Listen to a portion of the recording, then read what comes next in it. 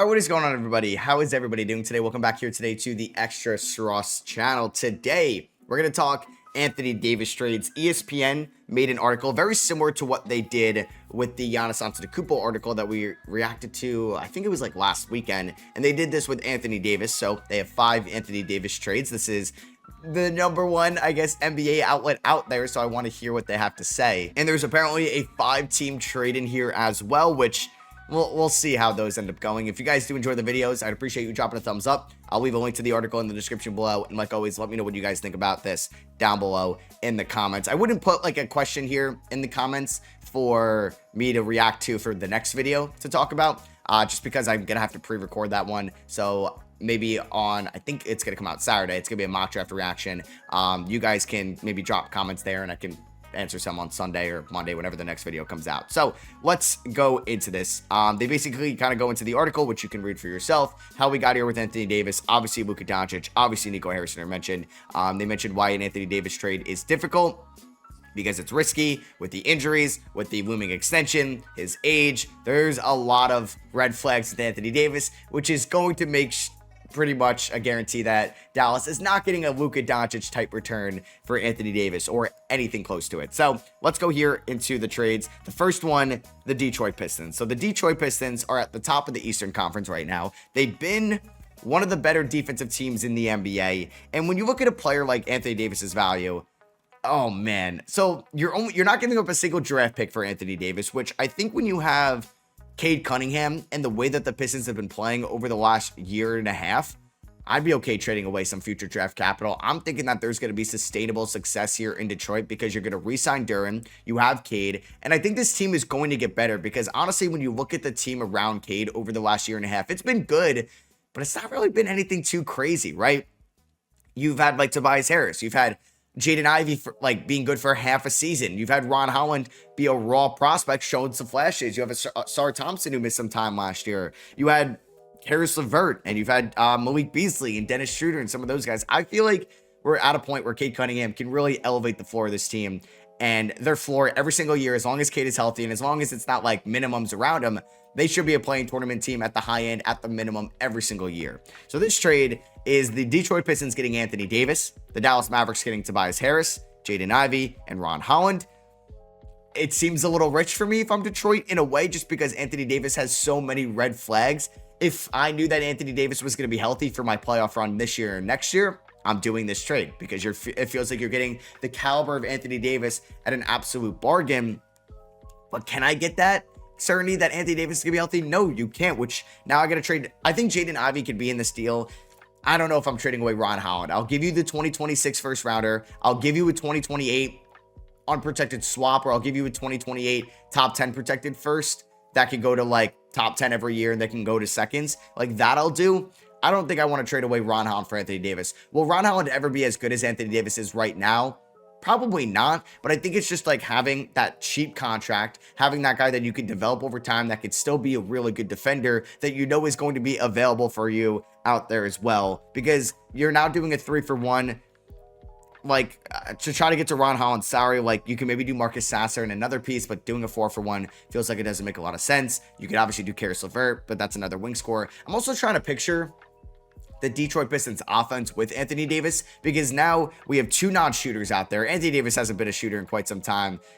And you have Jalen Duren, who's a non-shooter as well. So now I have 2 non-shooters with Cade Cunningham, who's not been a great 3-point shooter this year. Like, off the top of my head, I remember it not being great. Cade is shooting 29% from 3 this year on 6.5 attempts a game. That's not good. I know Cade has been great this year in basically every other aspect, but he's not a good 3-point shooter. And I'm going to have a Sar Thompson out there as well.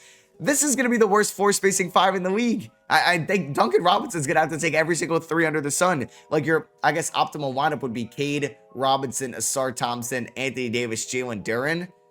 That doesn't really move me. I mean, Lauri Markkanen might go for more, but I just feel like Markkanen makes a little bit more sense with this team, given his age, his availability, his health, and what he's able to do as a shooter. To be honest with you, I don't think Detroit should do this.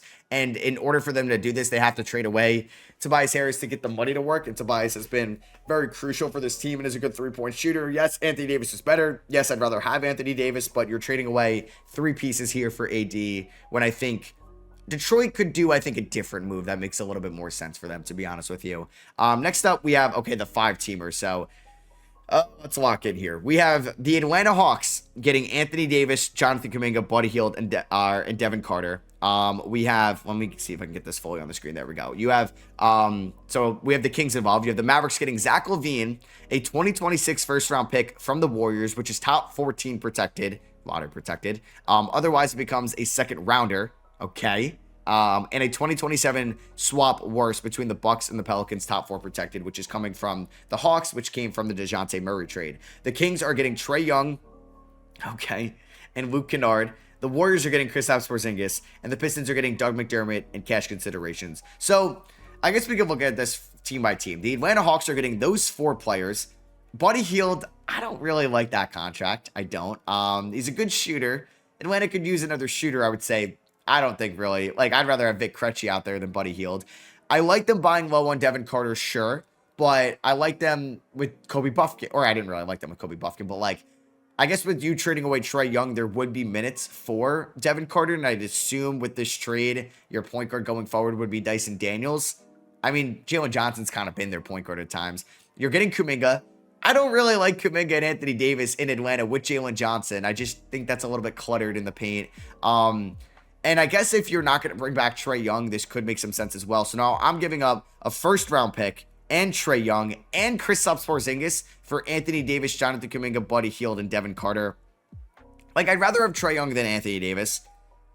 Would I rather have Kristaps Porzingis and a first-round pick? Oh, and you're losing Luke Kennard. So those 3 guys, or those 3 assets, or Jonathan Kuminga, Buddy Hield, and Devin Carter.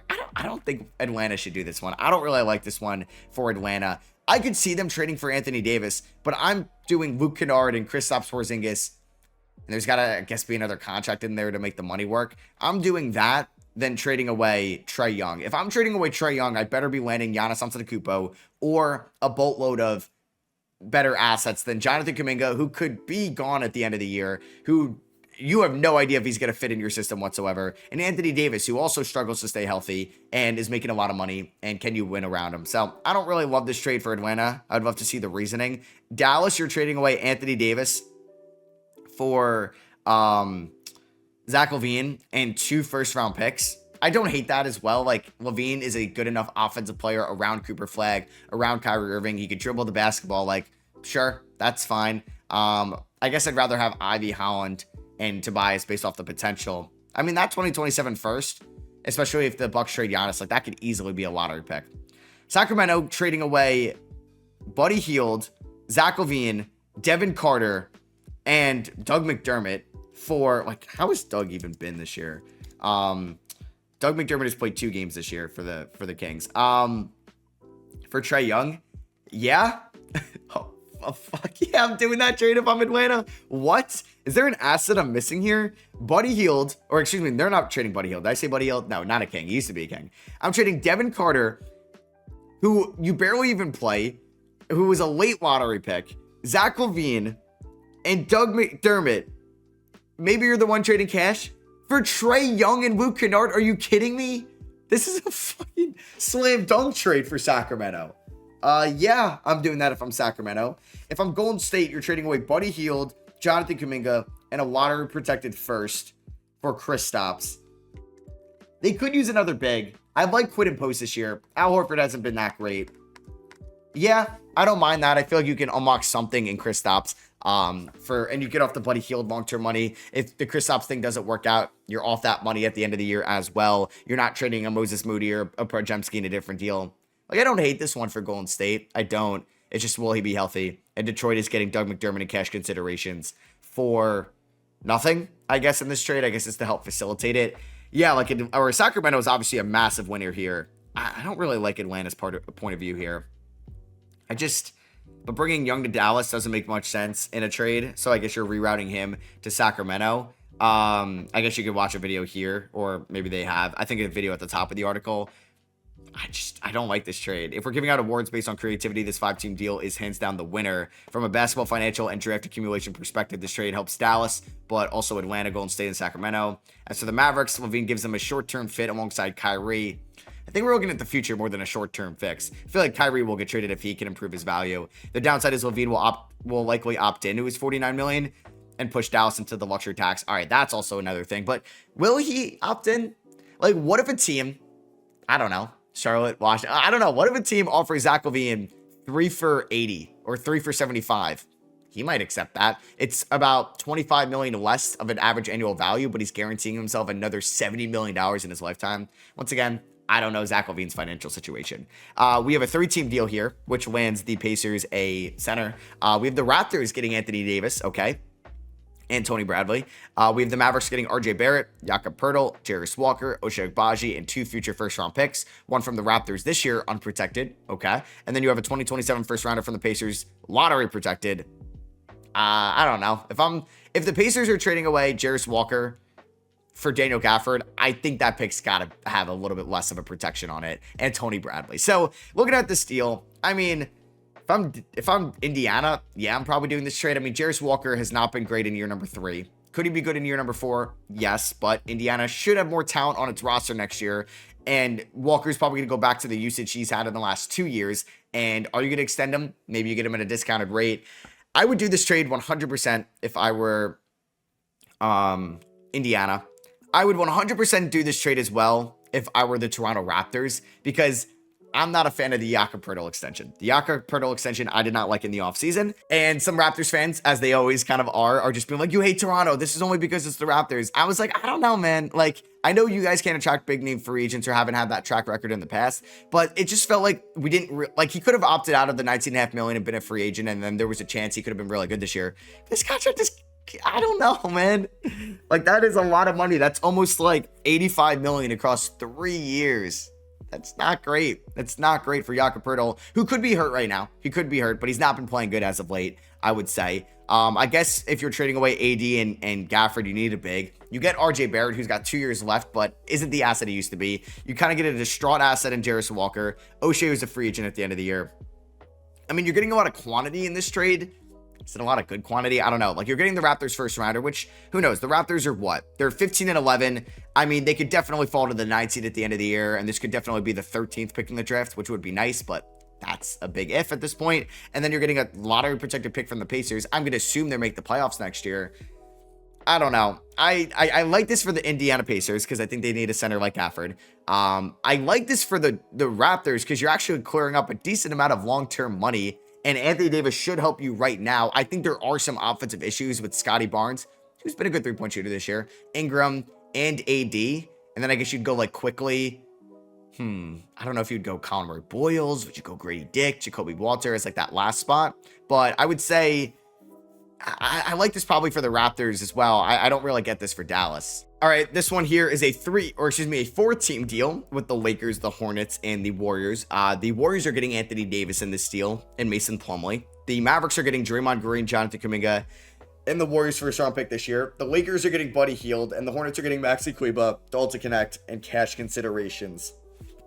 All right, let's break this down team by team. So the Warriors are giving up basically everything. They're giving up 4 assets here. They're giving up their first round pick, Draymond Green, Kuminga, and Buddy Hield for Anthony Davis. Once again, like, do you get that much better with this trade? I mean, Anthony Davis is better than those guys, but will he stay healthy? You now have a very old, well, you're kind of staying with that old core of Anthony Davis, of Jimmy Butler, and Steph Curry. And then maybe it's Moses Moody, Will Richard, Pat Spencer, Pods out there.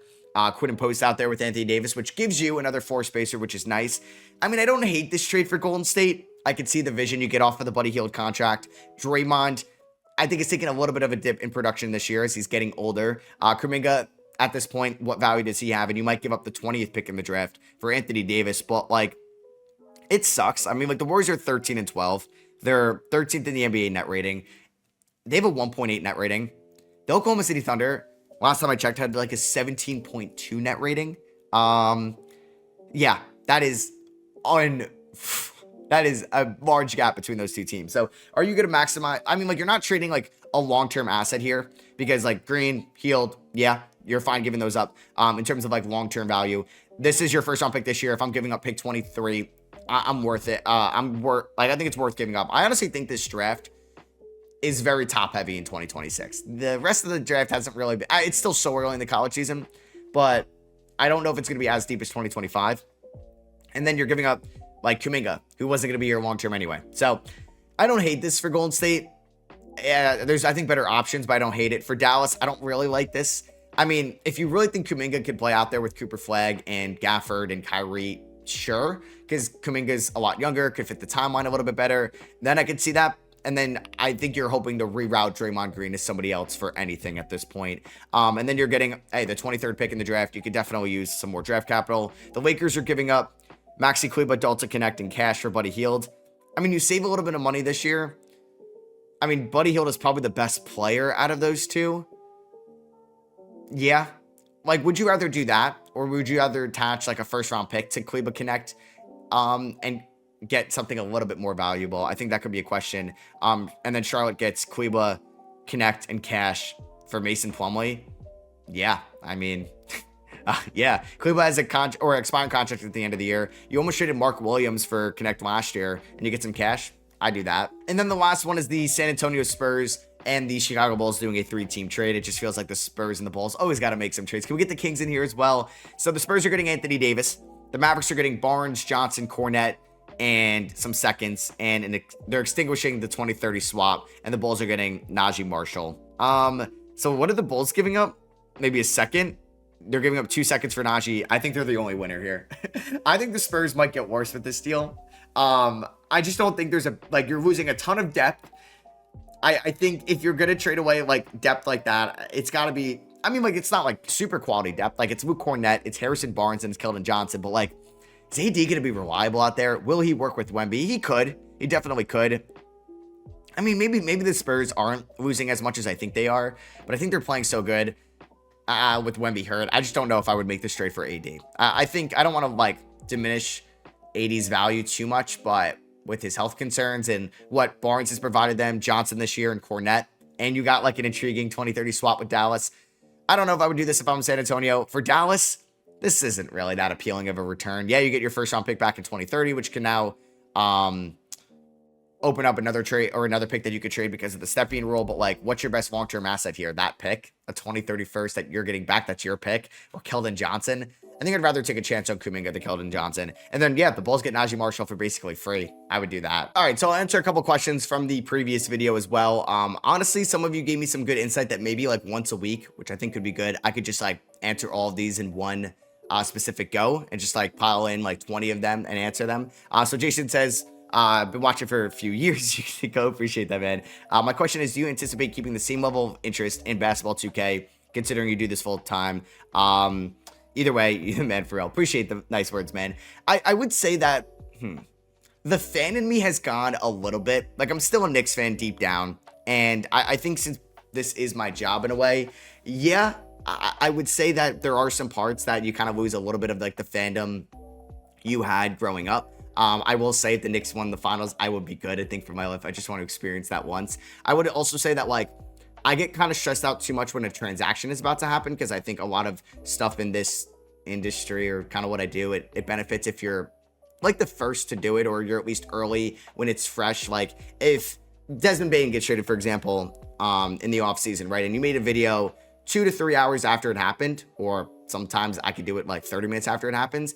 The videos will do a lot better if you're like the day after or it's later. So I think, especially around the trade deadline in the offseason, I get a little bit stressed, I would say, in just terms of like not being on top of every transaction, which I know that's probably not, it's not the end of the world. Like life's going to go on. No one's going to really care. But I think about it too much. So like, especially when like Luka got traded, I mean, thank God I was awake. I like brushed my teeth, like was about to get into bed, and then that happened. I will say, like, yeah, Luka, like those trades, you could talk about it with your friends and stuff, and like it's fun, and you can kind of think about it and take it all in. Like for me, it's like go time. It's like now it's like YouTube video, Bleacher Report stream, short, rebuild, and it's just like I feel like I'm doing like 8 things, trying to do them as quick as possible to get it out on all different outlets. And it's just like kind of, it's fun still. Like I still enjoy it, obviously, but it's just, I guess, a little bit of a stressful thing. But I'm literally complaining about like the easiest thing ever. So I was gonna say something. Oh yeah, when Karl Anthony Towns got traded to the Knicks in was at the end of the 2024 offseason, I was at Red Rocks with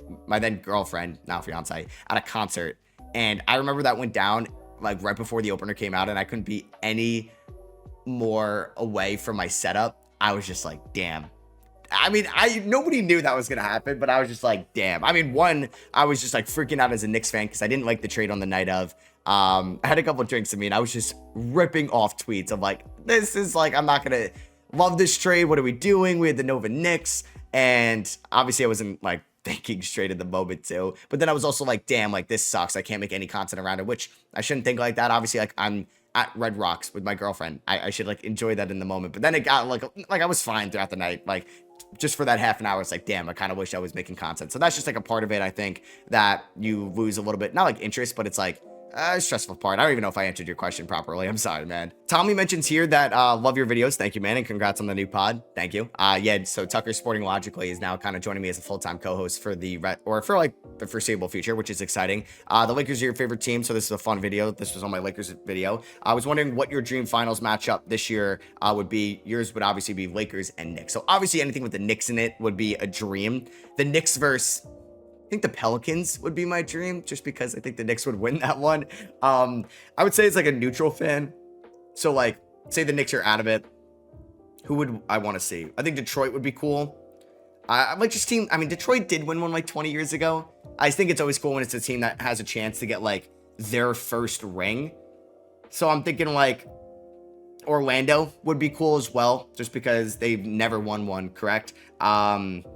I think Orlando would be cool as well. Orlando, I mean, Detroit hasn't won in like 20 years, so like they would obviously be cool in a way. And then like in the West, Minnesota, obviously. I think just like any team that could pull off an upset, like the Pacers Cinderella story, like OKC, yes, it'd be cool to like cement themselves as one of the greatest teams of all time in 10 years. I'm going to look back on this team fondly like we do with the 2016 Warriors. But if you remember, I mean, I was making content, so I remember in 2016, everybody hated the Warriors. I didn't hate the Warriors that much, but because the Knicks couldn't be any further removed from having to compete with the Warriors, I get why LeBron fans and Cavs fans hated the Warriors and Thunder fans, but they were hated at the time. And I think people now you're nostalgic for those teams. So I think it'd be cool if the Thunder win it all, if they do actually break the 73-9 record.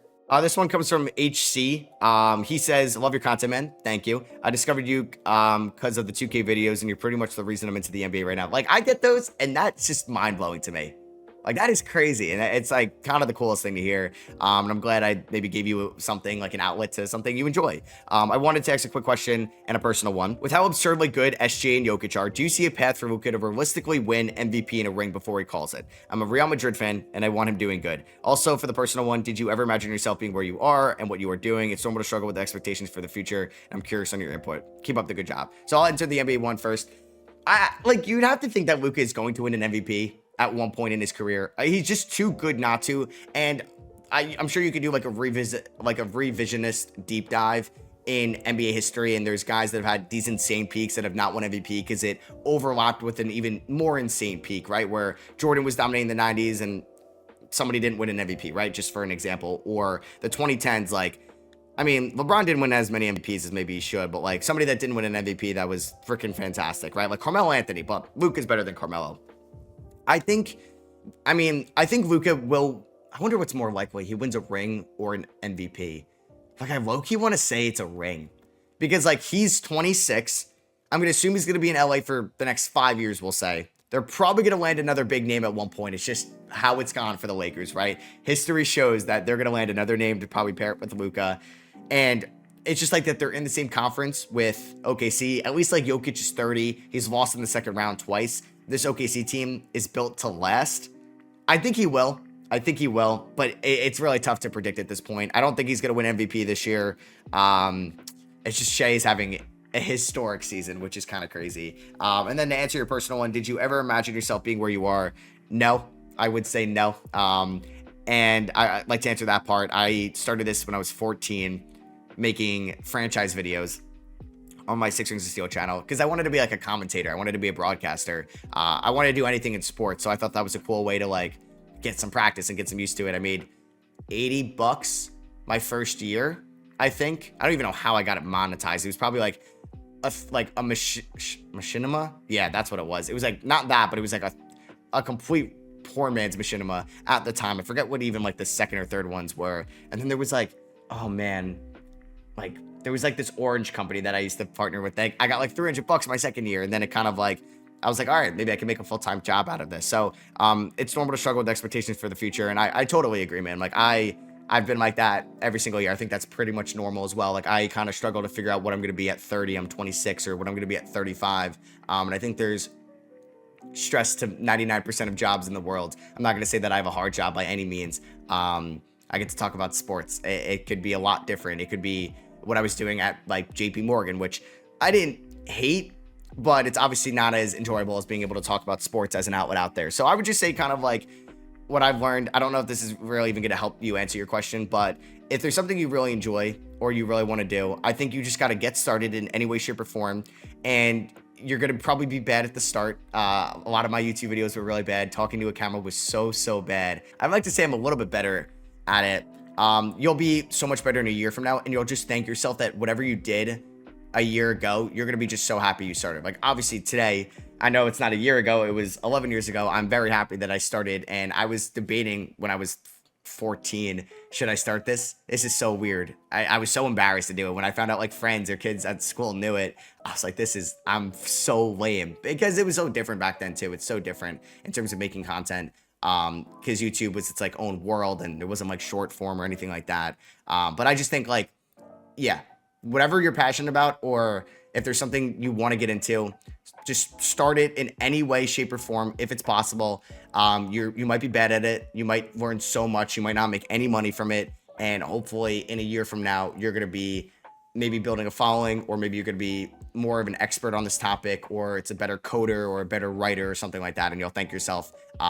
You'll thank your year ago self for your current day self. All right, so that's gonna be for me. I hope you guys enjoyed. I think maybe a good idea. I'm sorry if I didn't get to your question as well. I do apologize, but maybe I'll start to get like 20 of these and just a video out a week. And then there could be some NBA ones and some life ones, and kind of just doing a Q&A, because these are fun as well. And maybe every Sunday or something. I don't know about this Sunday, but maybe every Sunday or something we could do this, or I'll just sit here, go through comments. And if you guys want to watch again, so I hope you did enjoy. I always forget. I was like, what was I doing? I was talking to Anthony Davis trade. So I hope you guys enjoyed that. I should be reacting to a mock draft tomorrow. So don't put any comments in this video, because I have to pre-record that one. So I won't know those comments ahead of time. So yeah, thank you all for watching. Hope you guys did enjoy, and I'll catch you on the next one. Peace.